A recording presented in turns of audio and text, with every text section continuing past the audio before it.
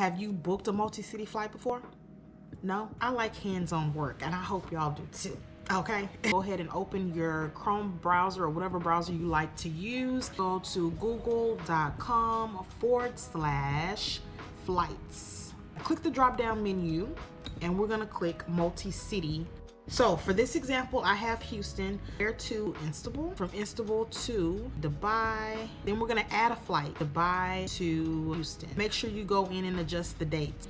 Maybe we'll leave Istanbul March 29th, and then maybe we'll head back to Houston on April 1st. And we'll do done.